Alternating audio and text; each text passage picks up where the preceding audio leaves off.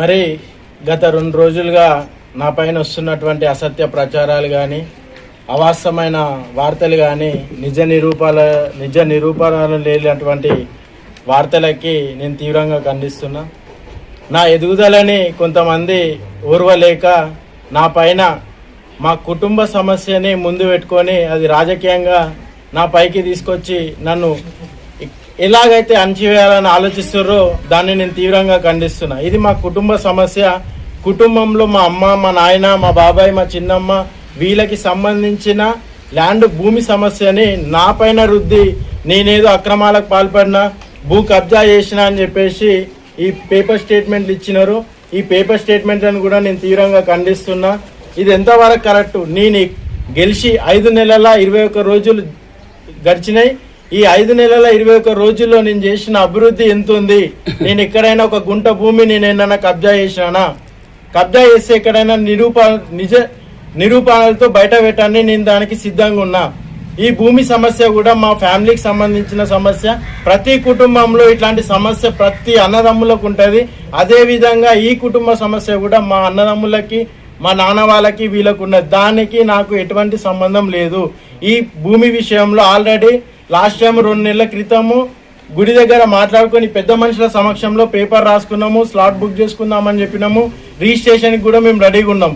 అసలు భూమి ఇవ్వాల్సిన భూమి కాదు, అయినా సరే మా చిన్నమ్మ వాళ్ళు నష్టపోవద్దనే ఉద్దేశంతో నేను ముందుకు వచ్చి ఆ భూమి రిజిస్ట్రేషన్ చేయడానికి కూడా నేను రెడీగా ఉన్నా.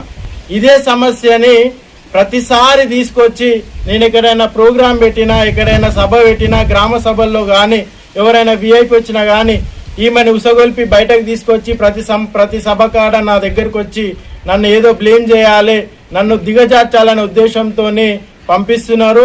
ఇది చాలా వరకు నేను ఖండిస్తున్నా. ఖబర్దార్ బిడ్డ, ఎవరైనా ఇలాంటి చేయాలి, నా పైన రాజకీయంగా కుట్ర చేయాలి అనుకుంటే రాజకీయంగా ఎదుర్కొని కానీ మా కుటుంబాలని మధ్యలో పెట్టి, మా కుటుంబాలను ఉసగొల్పి, మా కుటుంబాలని రోడ్డు పైనకి ఈడ్చి మమ్మల్ని ఇలాగా బాధ పెట్టడం చాలా తీవ్రంగా ఖండిస్తున్నాం.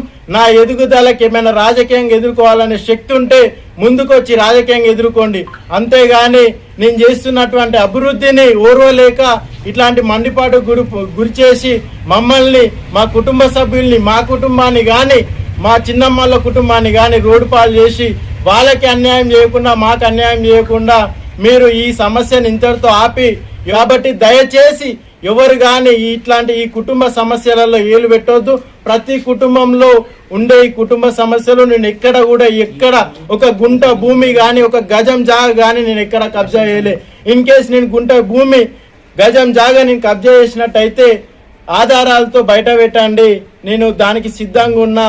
నేను అభివృద్ధి కార్యక్రమంలో ముందుంటున్నా కానీ ఎక్కడ నేను భూములు కాజేయాలి, నా పేద ప్రజలపైన నేను డబ్బులు సంపాదించాలనే ఆశతో నేను రాలే.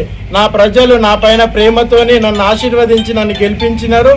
అదేవిధంగా నేను వాళ్ళ నమ్మకాన్ని వమ్ము చేయకుండా ప్రతి నిమిషం, ప్రతి సెకండ్ ప్రజల కోసమే ఆలోచిస్తున్నా. నా సమయాన్ని, నా కుటుంబాన్ని పక్కకు పెట్టి నేను ప్రజల కోసం, నేను నిరంతరం నా ప్రజల కోసమే కష్టపడుతున్నా. నేను ప్రతిరోజు ఒక ఆఫీసర్ని కలిసి నా విలేజ్కి రావాల్సిన నిధుల కోసం కానీ, నా విలేజ్ డెవలప్మెంట్ కోసం మాత్రమే నేను కేటాయిస్తున్నా. నేను నా అత్యంత చిన్న వయసులో నాకు ఒక పెద్ద గౌరవాన్ని, పెద్ద హోదాన్ని నాకు ఇచ్చినందుకు ఈ ప్రజలకి నేను ఎప్పుడు రుణపడి ఉంటా. ఈ ప్రజల నమ్మకాన్ని వమ్ము చేయకుండా ఉంటా. దయచేసి ఈ సమస్యను ఇంతటితో ఆపి నాకు అందరూ సహకరించగలరని మనస్ఫూర్తిగా కోరుకుంటాను. కళ్యాణ లక్ష్మి చెక్కుల పంపిణీ రోజు నేను వస్తుంటే ఆ రోజు మా చిన్నమ్మ వచ్చేసి నా పైన దాడి చేయడానికి వస్తే నా తమ్ముడైనటువంటి సాయి వారి కాలర్ పట్టుకొని వాని ప్రైవేట్ పార్ట్స్లో తన్నింది. ఏదైనా సమస్య ఉంటే నాతో కొట్లాడాలి, నన్ను తిట్టాలి కానీ నా వెనకాలన్న మనుషులకి నా వెనకాల వచ్చిన మనుషులకి వాళ్ళని రౌడీలు అనుకుంటా, వాళ్ళని అది చేసుకుంటా అలా వేయడం తప్పు. ఏదైనా ఉంటే నేను ప్రతిరోజు ఎవ్రీడే నేను విలేజ్కి వస్తున్నా, ప్రతిరోజు వస్తున్నా. ఏమైనా ఉంటే ఊర్లో సమస్యని ఊర్లో పరిష్కరించాలి. అదే దానికి ముందు 2 రోజుల ముందు నేను ఉపాధి హామీ కాడ నేను అన్నం పెట్టించిన. ఆ రోజు కూడా మా చిన్నమ్మ ఆన్నే ఉండే, వాళ్ళ మన్మరాలు కూడా ఆన్నే ఉండే. ఆడ ఫుడ్ కాడ కూడా వాళ్ళ మన్మరాలతోనే నేను కొబ్బరికాయ కొట్టించిన. ఆ రోజు ఆ సమస్య గురించి మాట్లాడలేదు. ఇదే సమస్యని కళ్యాణ లక్ష్మి చెక్కులు ఇచ్చేటప్పుడు మండల్లో మాట్లాడాల్సిన అవసరం ఏముంది? ఈ చిన్న సమస్యని విలేజ్లో మాట్లాడుకుంటే అయిపోయే సమస్య కదా. దాడి చేసిందా? దాడి చేసింది. కంప్లైంట్ ఇచ్చారా? పిఎస్ లో కంప్లైంట్ ఇచ్చి 13 గుంటల భూమి కోసం పంచాయతీ అన్న, ఇది ఆల్రెడీ వాళ్ళకి పంచిచ్చిన భూమి కాకుండా వాళ్ళు అడిగే ఎక్స్ట్రా భూమి. ఈ పంచాయతీ విషయంలో పెద్ద మనుషులను పిలిపించి మన మల్లన్న గుడి దగ్గర కూర్చొని పేపర్ రాసుకున్నాము. సంగమేశ్వర గుడి కాడ పేపర్ రాసుకున్నాము. ఆ రోజు ఈ పెద్ద మనుషులు కూడా అందరూ ఉండే వాళ్ళ సమక్షంలోనే పేపర్ రాసుకున్నాము.